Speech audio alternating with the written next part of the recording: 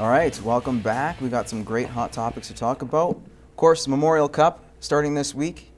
We got the Edmonton Oil Kings, who did a fantastic job throughout that Western Hockey League, but there's also the other three teams involved. You have the Sea Dogs that are the defending champions, the host Shawinigan, and of course the London Knights, who are not too shabby themselves. Your thoughts on who's coming out, your favorite? You know, Memorial Cup, I think, in hockey is probably the toughest championship to win. For sure. Because you have to win your league, which is a grind in the Western Hockey League or any of that to major junior leagues, and then you have to play against the country's best.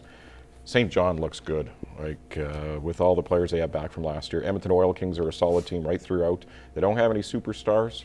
London is good as well. And Shawinigan, they're the host team, but they've been sitting for 30 days. So I still say St. John will be the team to beat.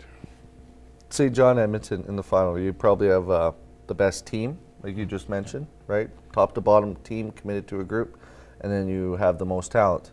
And St. John, who's returning all their stars from last year, and then added the kid from Boston that they pulled out of college, who Minnesota pick, who they're saying is the most NHL ready junior player they've seen in a long time. So anytime you can take the most talented team and then add the most talented player to that, it's going to be tough. You answered who's in the final, but who do you pick? I don't know. Let's go with the Oil Kings. You know, Western Hockey League. We all know that the only way to beat great talent is to have a great team. So it'd be great to see the Oil Kings win it. You know, Bill Hunter has some ties here to Lloyd, and of course Billy was the initial Oil Kings owner. So it's nice to see him maybe watching up high, watching his Oil Kings final. All right, well, we have two Oil King fans right here. Should be interesting. That starts, of course, on May 18th. Let's move on to baseball now, and of course Josh Hamilton, who's been on a tear, quite literally. He's just been unbelievable, especially that 4-home run performance. We haven't seen that since, I guess, Carlos Delgado back in the early 2000s. Oh, where's Carlos now? Well, there you go. What a swing. In 7 games, he had 9 home runs and 18 RBI. He also had 10 runs scored himself. So can he keep up this pace? I know baseball is a little finicky. You're playing 162 games, but can he do it? If he wants to get a big paycheck next season, yeah. Will he keep it up? No, it's the dog days of summer. He's going to put up incredible numbers this year. But, you know, he's going to tail off and he's going to pick it back up, you know. For a player to keep consistent like that through the days of summer, it's going to be pretty tough. And he's playing in Texas, not exactly a nice place to play in the middle of July. Yeah, 162 games, it's humanly impossible to keep up that pace, just the nature of the sport. But if anybody could, it's Josh Hamilton. People say in the last 40 years of this game, he's the most talented player to ever play the game. People don't really know who he is because of the problems he's had with his drugs and alcohol. Well, he's sober, and his talent's starting to rise to the top. No one hits a ball like him. No one can run like him. No one can throw like him. No one can defend like him. He's cut from a different cloth than everybody else. 162 games, no. Is he going to push for 70 home runs maybe? Maybe. He's on pace for, obviously, with the Heat, like you mentioned, in Texas, that's going to be a little bit different. But definitely he is a guy that's most valuable to his team at this point, and you can see why the Texas is one of the top teams in the league. But you just mentioned it. He's setting himself up for a big payday next year in his contract. But you have to remember, we saw this last year with Albert Pujols. Pretty good year. But he didn't produce as much this year. He's getting a lot of flack for it. Are we going to start seeing teams kind of pull away and say, hold on a second, or maybe have something in like a contract clause saying, if you perform like this, you'll get X amount of dollars? There's two different aspects to that. Albert Pujols changed leagues, right? Changed divisions. Is older, right?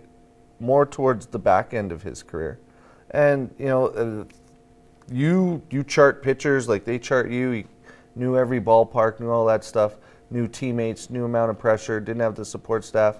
Hamilton's a little younger, and like we just mentioned before, just unbelievably talented. He's not just a guy on a hot streak. Like, this is what people expected of him every season when they drafted him. Anytime we throw money at athletes, now him I'm worried about because, you know, the drugs and the alcohol. I'd make sure as an organization I assigned someone to him, monitored his spending and kept him out of bars and kept him out of seedy back alleys, because that's what I worry about for him. He has relapsed before, but do we see him actually tailing off very similar to Carlos Pujols if he gets that big money? It's hard to say. You know, anything can happen, like you said. Or Albert Pujols. Albert Yeah, Pujols. I was going to say Carlos. I was like, wait a minute. Carlos Delgado. Yeah, I'm getting those two mixed up. But you know, I think Josh is one of those rare players that I don't think he will. I think, you know, hopefully you have a clause in the contract that says if something does happen to you away from the ballpark, and then, you know, we can drop you from the contract. Now, as for teams saying, no, I don't want to spend that kind of money, we've been talking about that for how many years, that, well, this player's getting $90 million, $160 million. When are teams going to stop paying that? They're never going to stop paying that. Especially if they're Yankees. You can't.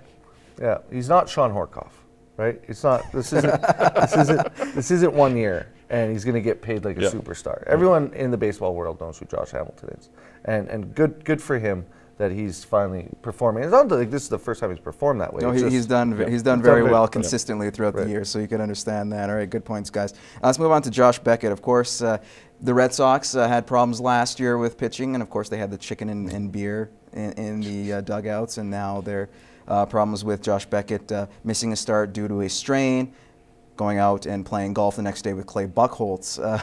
Is he becoming a problem? And I don't know, what can you say about this guy? But it's been really confusing. Would we even talk about this if the Boston Red Sox were leading the American League East right now and were one of the top teams in the league? No, we wouldn't be talking about it right now. But because Boston is so passionate towards the Red Sox, when they're losing, it's not a very good place to play. Yeah, or if it was, you know, I'm sure the Pittsburgh Pirates pitchers are golfing every day. This is part of the sport. It's part of the allure to being a professional baseball player, especially a pitcher. You work once a week. So what am I supposed to do the rest of the time off? We don't know the nature of the injury. We don't know if it was right arm, left arm. We don't know. That's a $50 million arm, right? They probably shut him down. He is pitching tonight, so obviously he could dispel those rumors or dispel all the backlash with a big performance tonight. But still, like, wouldn't you think that you're golfing, you're putting a lot of torque on that arm, you were rested because you said you needed some rest on that arm. Isn't that a cause for concern? Well, that too, and also, Moses, you phone in sick for work tomorrow. Your boss sees you golfing on the course tomorrow. What kind of trouble do you get in if you say, well, a whole lot of trouble. Yeah, exactly. A little different, though. A little different. Calling in sick. It's throwing a ball and swinging a golf club. Like, I'm an avid golfer. There's no strain put on your arms in golfing. It's all on your back, through your core, your legs, your shoulders. Right? There's nothing put on your arm. Was he playing a par 3 course? Was he trying to set a long drive competition? Was he at the pitch and putt? Yeah. Well, we don't know. You nailed it on the head. It's the Boston Red Sox.